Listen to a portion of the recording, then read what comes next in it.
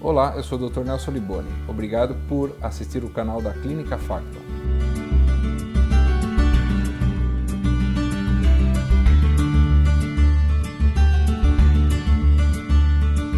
Hoje nós vamos falar de um tema bastante interessante. As mídias elas vêm ganhando uma velocidade em termos de informação. As pessoas estão tendo acesso de várias maneiras a essa informação. E aí a grande dúvida é até onde isso atrapalha um tratamento cirúrgico ou um tratamento clínico, até onde essas pessoas podem buscar a informação, se elas são corretas ou não, se elas não têm expertise sobre o assunto. E como é que a gente deve se comportar? Então hoje nós vamos chamar uma especialista que ela faz a intermediação do ser humano e tecnologia, que é a Andrea Jota. Ela é psicóloga da Janus, dentro do departamento da PUC de São Paulo, é a Janus Leptic, e traduzindo o que é Leptic, seria um laboratório de estudos de psicologia, tecnologia, informação e comunicação. Eu mesmo como médico, não imaginava que isso existisse. Então, muito bacana da PUC, da Andrea estar estudando isso, porque é uma nova vertente que está aparecendo e estão aparecendo várias doenças associadas e vários outros problemas que ela vai poder nos informar aqui. Então, obrigado por você ter vindo, viu? Tomar seu tempo para você trazer algumas informações importantes que no dia a dia, eu acho que do cirurgião e dos pacientes, está virando uma rotina, né? Então, é importante esses dados que você vai passar para a gente. Eu acho que assim, buscar informação nas redes sociais, buscar informação na internet, acaba sendo um comum, né, na vida do ser humano hoje em dia. Acho que a internet entrou na vida das pessoas e a gente está procurando se entender com a tecnologia e se entender com essa gama toda de informações. Então, todas as profissões estão tendo que, de alguma maneira, lidar com essas transformações e com essas coisas que estão acontecendo quando a tecnologia e o ser humano se encontram e existe um terceiro interesse aí, que no caso seria uma cirurgia ou alguma coisa desse tipo. Assim, eu acho que a gente gostando ou não gostando vai ser a realidade. Eu me lembro nos tempos primordiais que eu me formei, a gente falava para o paciente perguntava muito pouco, a gente operava o paciente, ele ouvia muito pouco, a gente explicava muito pouco e ficava todo mundo feliz, né? Hoje é uma confusão de ideias que a gente vai ter que aprender a lidar isso, tanto o paciente, para não ser de uma maneira deselegante, e o médico entender das necessidades. Eu acho que vai ter que ter um trabalho de ambos os lados. Então, já para esquentar, eu vou te fazer a primeira pergunta, né?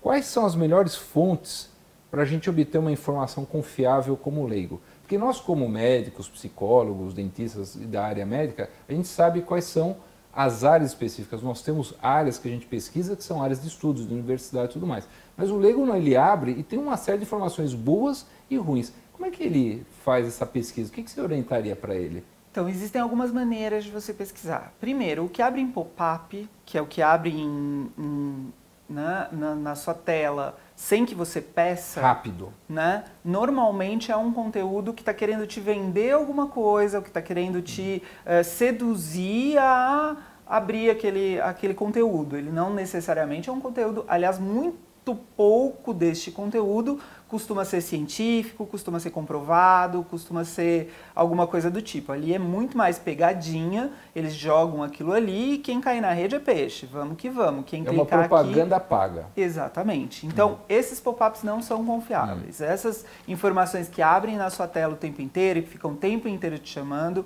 normalmente não são confiáveis. O que faz uma informação ser, como é que eu vou dizer assim, coerente? Quando a gente tem ela em no mínimo uns 3 canais diferentes, a mesma opinião, ou a mesma notícia acontecendo, ou óbvio, fonte, quando você checa a fonte. E essa fonte é uma fonte que você conhece, tá? E vamos entender como conhece, não sua mãe, seu pai, seu vizinho. Isto é uma pessoa que você conhece, não uma fonte conhecida. Uma fonte conhecida é uma universidade, uma fonte conhecida são pessoas que trabalham para colocar na rede um conteúdo que tenha sido comprovado anteriormente. Então, a gente tendo, óbvio, quando você busca isso em universidades, quando você busca isso em profissionais que você sabe que de certa forma já tem um respaldo, já tem um histórico, esses conteúdos costumam ser mais fidedignos à realidade do que quando você abre um pop-up ou quando você... Agora, de repente, você não tem não sabe quem é da sua confiança ali que possa te dar essa informação. E aí o que acontece? Quando essa informação ela é repetida 3, 4 vezes por canais diferentes, você tem um pouco mais de respaldo para dizer, não, então ok, isso aqui é real. Né? Ah, não, olha, são 3, 4 pessoas, 4 profissionais falando a mesma língua. E aí quando essas pessoas estão todas falando a mesma língua, aquele conteúdo tem um pouco mais de fundamento do que um conteúdo que alguém falou lá no site do Fofocando. Ou entendi. Nem sei se eu posso falar o Fofocando, mas lá no site do, sei lá, da Chipimboca, da Parafuseta. Esses sites que que só geram notícia. Eles ficam repetindo, mas sem conteúdo. Muito pouco de conteúdo. Até sociedades, eu acho que se você tem dúvida, pegar quem escreveu ou quem está mostrando um vídeo que seja e entrar na sociedade pertinente, se é de coloproctologia, se é do aparelho digestivo alto, e procurar o nome dessa pessoa, ver se ela é uma pessoa idônea, porque dentro de uma sociedade dificilmente alguém vai querer fazer algo muito fora, né, do que seria de um contexto acadêmico, né, um contexto de segurança. Então, normalmente os profissionais, principalmente os profissionais que fazem parte de alguma associação, conselho ou alguma coisa assim, eles têm que seguir normas, eles têm normas éticas que eles têm que seguir. Eles têm, quando eles postam um conteúdo ali, eles são responsáveis por aquele conteúdo, eles estão assinando embaixo daquela informação que eles estão te dando. Então é muito difícil que você veja essas pessoas assinando um conteúdo que não seja, que seja fictício ou que seja de algum, que tenha um pouco comprometimento com a verdade. Entendi. E assim... existe esse que é o meu medo, por exemplo, a gente, às vezes até, por uma necessidade de um furo jornalístico ou para se manter uma audiência, existe alguma novidade dentro da área médica. Isso é lançado ao ar e as pessoas acabam falando, não, de repente, isso serve para mim. E aí aquilo acaba se repetindo e a pessoa fala, não, espera um pouquinho, você está falando na televisão, está falando na rádio, eu vejo a revista. E nem sempre os tratamentos que acabaram de ser lançados são fidedignos, porque depois de um tempo cai por terra. Então, eles não estão vinculados, às vezes, às coisas acadêmicas. Né? Então, a pergunta é, até que ponto até essa imprensa que, às vezes, entrevista um médico ou um psicólogo ou um dentista ou alguém de uma área com um novo tratamento, a gente pode confiar nisso, porque às vezes na busca de apresentar algo novo, se apresentar algo que nem sempre é o melhor para o paciente. Porque às vezes a gente mostra uma coisa, o tempo depois cai por terra e a gente vê que não era bem aquilo. Então, o que você poderia orientar, então, por exemplo, para um paciente que está ali com algum problema, ele fala, opa, eu achei que era isso, era legal, e entra nessa onda de furo jornalístico? Então, a internet não é 100% confiável em momento nenhum. Sempre desconfie da internet. A internet tem muita coisa ali e se você não sai na rua perguntando para qualquer um, você acha legal que eu abra minha barriga? Você não vai na internet ficar acreditando em tudo que te falam. A relação médico-paciente é uma relação de confiança. Então, se você quer esse tratamento, primeiro você faça um vínculo com o médico. Com este vínculo, você questiona esse médico, conversa com ele para saber se aquele tratamento tem a ver com você, se aquele tratamento tem a ver com a sua necessidade, para que você até não fique consumindo tratamentos que não necessariamente têm, o teu quadro indica ou alguma coisa assim. Por mais que você tenha a informação, o médico é a pessoa quem estudou para te dar um respaldo maior a respeito daquilo que ele está vendo em você. A internet, ela vê todo mundo igual. Quem vai te dar esta identidade, quem vai te acompanhar nesse inteirinho, principalmente quando a gente está falando de uma cirurgia ou quando a gente está falando de alguma coisa que é uma intervenção mais forte, não estou falando de uma intervenção estética ou algo assim, estou falando de uma intervenção de saúde, você está falando da sua vida ali, você está falando de medicina, você está falando de cuidado com isso. Eu vou te dar um exemplo, desculpa te interromper. Imagina. Então, existe recentemente até casos, né, de medicamentos que substituiriam os quimioterápicos e houve até uma série de reportagens sobre o assunto e que teve muitos pacientes que desistiram de fazer o tratamento convencional, que é feito pesquisa durante anos de trabalho, para poder fazer um tratamento que se alegava que era bom.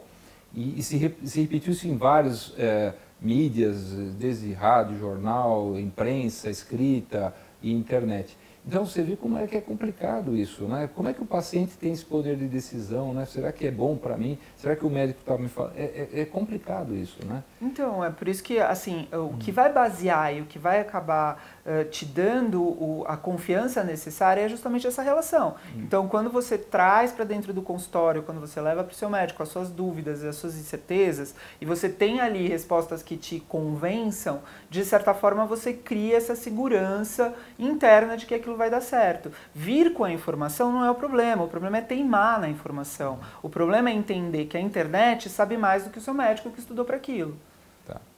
E você acha, por exemplo, então você acha, pelo que você está falando, dificilmente nós vamos mudar essa rotina, as pessoas vão ler, vão pesquisar, eu acho que é bacana. Mas você acha que isso aí não pode trazer mais ansiedade para um paciente? Isso é comum, às vezes, no consultório, o paciente lê um sintoma que ele tem, ele vem com uma ansiedade muito maior, até pelo estilo de vida que ele tem, isso acaba agregando outras coisas de ansiedade, e para você quebrar aquele preconceito que ele criou, é dificílimo. Tá? Então, olha, muitas vezes ele começa a consulta, olha, eu vi isso, o tratamento, nem começou a consulta. Meu tratamento é isso, o remédio é esse, eu vi isso.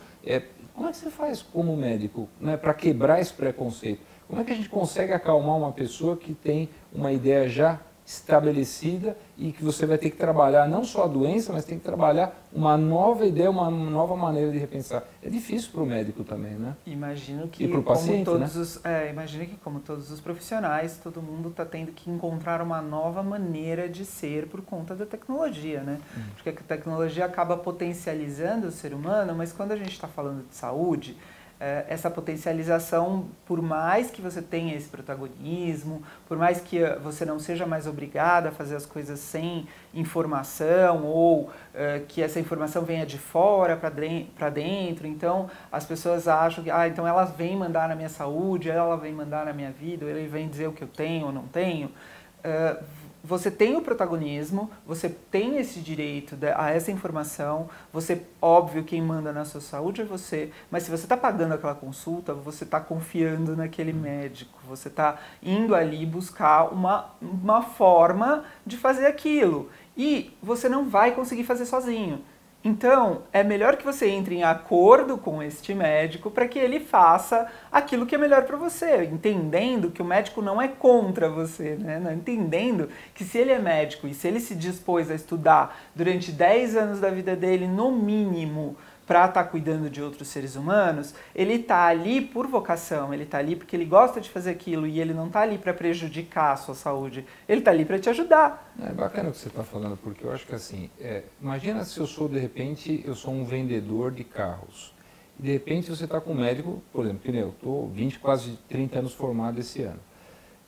Eu não aprendi tudo, eu tenho que estudar mais, cada vez mais. A pessoa, de repente, fez uma pesquisa de 4, 5 dias, e ele chega já com aquele preconceito como se ele soubesse a fórmula mágica. É difícil para as pessoas entenderem que não é assim que funciona, né?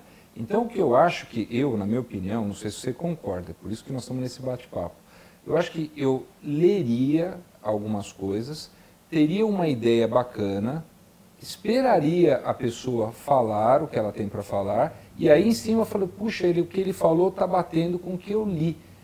E não chegar com essa imposição, olha, porque ela já vem com o resultado assim, às vezes ela até sabe que é cirúrgica, mas eu li que existe um remédio bom que pode evitar a cirurgia. Então, ele já vem tentando te induzir um tratamento.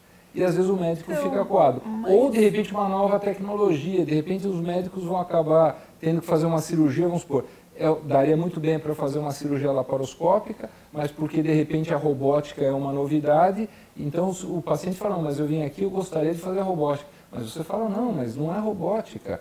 O teu caso dá para fazer muito bem, porque não é indicação. Não, mas eu quero fazer isso. Então, isso que eu acho que é a grande encrenca. Eu acho que a primeira pessoa deveria sentar, explicar o que ela tem, o médico vai examinar, vai chegar a uma conclusão diagnóstica e vai dar um tratamento. E cabe ao paciente, no que ele leu e falou, concordar ou não. Se ele não concorda, vai embora, vai para outro consultório e tudo mais. Mas o que a gente tem visto é que as pessoas chegam impondo. Olha, eu já vi isso, eu já li isso, o meu tratamento é esse. Você fica olhando para a pessoa e você fala assim, então, você já sabe tudo. Muito bem. Agora, se você Como é que quer eu faço? fazer a cirurgia robótica, porque você está no médico laparoscópico, Sim, né? se você acha que é um tratamento clínico, você vai fazer um cirurgião. Né? Então, eu acho que essa questão da coerência é muito importante. Mas entendeu? isso na relação humana está assim, né? As pessoas não E a terminam o questão da raciocínio, ansiedade, e a já questão- interrompe e acaba interrompendo. Você entende como é por isso que é importante essa nossa conversa? A gente talvez até uma maneira elegante das pessoas se postarem perante o médico, não por respeito, mas você está pagando, é o que você falou. Não, mas eu acho que tem que ter respeito mesmo. Você tem que ter respeito pelo tanto que aquela pessoa estudou, você tem que ter respeito pelo tanto que de conhecimento que aquela pessoa construiu, você tem que ter respeito pelo conteúdo daquela pessoa. Se você não respeita o seu médico, como é que você vai dar o seu coração para ele operar? Como é que você vai dar seu rim para ele operar? Como é que você vai tirar um câncer para ele operar? Eu acho que o princípio básico é isso, é aquela pessoa tem que falar uma língua que você entenda, né? Então, tem que existir uma conversa ali, nem que seja uma conversa rápida, mas a pessoa tem que falar coisas que te deixem segura a dar a sua vida na mão dele. Então, as relações, elas não são substituídas pela tecnologia em momento nenhum. A tecnologia não vem para excluir nada. Se a tecnologia viesse para excluir, as coisas não estariam acontecendo do jeito que estão. A gente não teria mais, então, as relações humanas. Mas ser humano é social. A gente precisa ter, para a gente se sentir seguro, a gente precisa ter estes contatos. A gente pode até buscar a informação, mas a gente fica seguro quando a gente tem a interação. A informação não substitui a interação. Você tem que interagir com a outra pessoa tem que ter alguma coisa para te dar de volta e nesta interação você constrói uma relação que é o que te deixa seguro, que é o que te tira da ansiedade.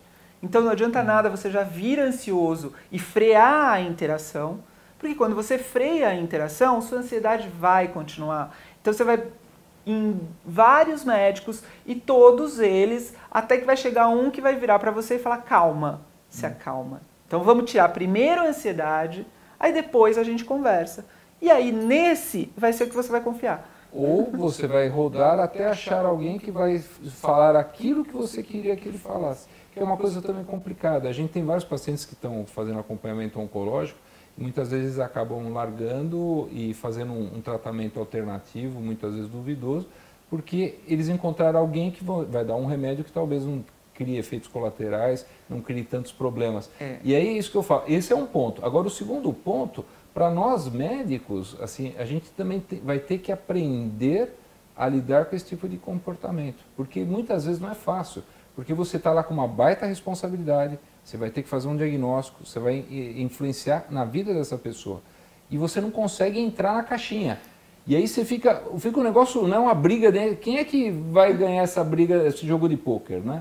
E não é assim, né? Então, a relação médico-paciente, as pessoas têm que entender que tem que existir relação paciente-psicólogo e de outros profissionais. É o que você falou, se você não tiver isso, não é a internet que vai te operar, não é a internet que vai te tratar, quem vai te tratar é aquele cidadão que você escolheu para passar em consulta. É isso mesmo. Não é assim? Não tem essa, não tem como, a internet ainda não opera ninguém, a gente espera que não vai operar nunca, na verdade. E aí, agora uma outra coisa que eu queria te perguntar, por exemplo, assim, a gente já falou dessa coisa de pesquisa, de mídia, uma coisa que eu não gosto. Então, antigamente as pessoas vinham, eu estava comentando com a turma aqui, assim, vinha com os exames lacrados fechados. Aí o seu médico abria, você olhava, olha, deu isso, ó, deu um resultado alterado, não se preocupe que isso é um falso positivo, tal, e explicava, o paciente saía feliz da vida. Então, alguns abriam, claro, né? Mas assim, a grande maioria vinha com fechadinho, a gente falava, não violou o lacre, está ótimo. Hoje você pega esse resultado na internet, né? E a gente marcadores tumorais às vezes alterados, resultados que lembram palavras como câncer ou outras complicações, e é muito ruim. Então, eu não sei se você concorda comigo, eu acho que deveria até, quando a pessoa faz um exame, o médico ou o outro especialista que seja, ele vai olhar aqueles exames e ele vai dar liberação ou não para o paciente depois de ter explicado. E aí depois o paciente corre para ver outras alternativas daquilo que foi falado para ele, para não gerar ansiedade. A grande maioria dos meus chamados no final de semana não é para operar uma urgência, né? São pessoas que chegaram no sábado e falaram, Nossa, eu fiz o exame essa semana, deixa eu pegar o resultado do laboratório. Ele entra, acessa, vê um nome bonito, quer dizer, os nomes bonitos são coisas simples, mas ele fala, nossa, se tem esse nome, deve ser uma coisa grave. E as pessoas me ligam no sábado para perguntar se é alguma coisa grave ou não. Você acha que isso daí também é bacana? O paciente faz o exame, olhar o resultado e criar também uma ansiedade. Quer dizer, um final de semana, eu vou esperar até segunda-feira para falar ao meu médico. Não, eu tenho que falar com ele agora. Isso também é bacana, não é bacana? Como é que o paciente deve se comportar e como é que o médico deveria interagir nessa situação? Então, eu acho que, de novo, este imediatismo e esta falta de educação das pessoas de acharem que tá todo mundo ali é disponível para elas, que a tecnologia te dá isso, né? O tempo inteiro você tá ali ligado, então de alguma forma você fala, nossa, como? Eu paguei uma consulta, agora qualquer hora do dia ou da noite que eu tiver qualquer indisposição ou qualquer dúvida, eu posso sacar esse telefone ou sacar esse WhatsApp ou sacar esse comunicador instantâneo e conversar com aquela pessoa. Não, a pessoa tem o direito ao fim de semana dela, ela tem o direito ao descanso dela e as pessoas tinham que ser um pouco mais educadas e dizer, não, eu não vou atrapalhar o meu médico porque o médico está no lazer dele, porque ele também tem esse direito. Então eu acho que aí a questão é da relação humana mesmo. Acho que os humanos estão muito, como eu vou dizer, desrespeitosos. Não, eles desrespeitam mesmo o outro. O outro tem não interessa o quanto você pagou ou não pagou, o outro tem o direito de ter a vida dele, de ter as coisas dele. E ele tem o direito de não querer você no fim de semana dele. Então, você pode até, olha, por favor, você está disponível? Ok, se estiver disponível para lidar com a sua ansiedade, aí se o médico se dispõe a isso, aí ok, é uma relação dos dois lados, não está incomodando ninguém. Agora, a partir do momento que você usa uma questão que deveria ser urgente, tá? O que faz você procurar um médico, a não ser que você seja um pediatra, porque aí é desta característica que pais e mães são realmente mais desesperados e ansiosos, então quem é pediatra já sabe que, fora isto, se você não acha que você está morrendo, você não liga para o seu médico, você não incomoda o seu médico no fim de semana. Por quê? Porque ele é uma pessoa igual todas as outras, igual você. Então, se você ele precisa restartar, descansar para estar pronto para começar a semana e tratar outras pessoas. Lógico, se é uma urgência médica, eu estou indo para um pronto-socorro, você poderia me atender, você está em São Paulo, ótimo, show de bola. Né? Existem hospitais para isso, eles sabem onde o médico é credenciado e pode resolver. Mas o grande problema disso que eu estou puxando, porque hoje está proibido o WhatsApp, de nós fazermos consultas por WhatsApp. É lógico, se eu operei um paciente, alguém me liga, pergunta alguma coisa, eu conheço o caso porque é um caso imediato. Mas é diferente de eu tentar fazer um diagnóstico, uma consulta, em vez de ser presencial. Tanto que a telemedicina tenha sido liberada, voltaram atrás, que isso seria uma coisa absurda, né? É diferente de eu estar numa outra cidade, conversando com outro médico, ele tirando uma dúvida comigo sobre o paciente que ele está vendo. Não eu conversando diretamente com o paciente e vendo se ele tem uma colicite aguda, uma apendicite, uma obstrução, é uma coisa perigosa. Então, a gente fazer diagnóstico ou tratamento por WhatsApp, como as pessoas mandam um exame, tiram foto de um monte, vem aquela, às vezes, 15, né? E aí você fala, meu Deus, eu vou ter que olhar porque pode ser alguma coisa urgente. Então, isso daí as pessoas têm que entender também que não se pode fazer, até porque o Conselho Regional de Medicina nos proíbe de dar esse tipo de consulta, né? Exatamente. Então, existem algumas questões, de novo, da relação que precisam ser revistas. Quando você está falando de saúde, quando você está falando de psicologia, quando você está falando de coisas que são estruturadas e que mexem com o ser humano, elas têm regras, elas têm leis que são baseadas e éticas que são baseadas num histórico. Aquilo não acontece porque, não, o conselho é chato. Não é porque não existe ainda comprovação científica o suficiente que possa assinar embaixo daquilo que é feito intermediado. A intermediação, ela é muito legal quando você está lidando com o seu lazer, ela é muito legal quando você está lidando com coisas que não vão ter uma grande consequência. Coisas que têm grande consequência, para você intermediar, você precisa de pesquisa, você precisa de comprovação científica. Então, vale respeitar. O profissional que faz esse tipo de coisa, ele não está sendo um bom profissional. Ele está dando conta da sua ansiedade, mas ao mesmo tempo ele está fazendo um buraco nas pesquisas que deveriam ser feitas e no que é comprovado e comprovadamente saudável. Ele está utilizando um mecanismo, ele está utilizando alguma coisa ali que não é aprovada. Então, às vezes não vale a pena nem você pedir. Segura a sua onda, dá uma respirada, quando chegar na segunda-feira você liga, marca o seu horário, volta, vem para o seu médico, conversa com ele, fica muito mais fácil do que você ficar querendo alguma coisa no fim de semana, ou atrapalhando, ou mandando, sem contar que aquele seu exame que você colocou na rede, qualquer um vai ali e pega, e se o seu patrão vai ali e pega, e você realmente tem alguma coisa. Privacidade do seu status quo. E de repente você fez um exame de HIV, e de repente o seu patrão vai entrar ali e vai ver o seu exame de HIV, como é que fica? Você mandou no grupo errado, mandou no grupo da empresa e na verdade não era o seu médico, como é que fica? Isso é um risco, não foi importantíssimo o que você está falando. Então, André, olha, eu queria até te agradecer você ter vindo aqui do seu tempo. Eu acho que são coisas muito novas, eu acho, para a gente está usando várias ferramentas novas e como belas crianças, adolescentes que nós somos, né, nós somos mimados, né? Então a gente tem que aprender ainda uma coisa que a gente está perdendo no dia a dia. O que você falou muito bem. Eu acho que assim, primeira coisa, respeito. Escuta primeiro, vamos ver se o que estão me falando é verdade. Assim, vamos entender que as pessoas também têm as suas dificuldades, tanto o lado médico quanto o paciente, e que as tecnologias estão aí para nos ajudar e não para nos atrapalhar.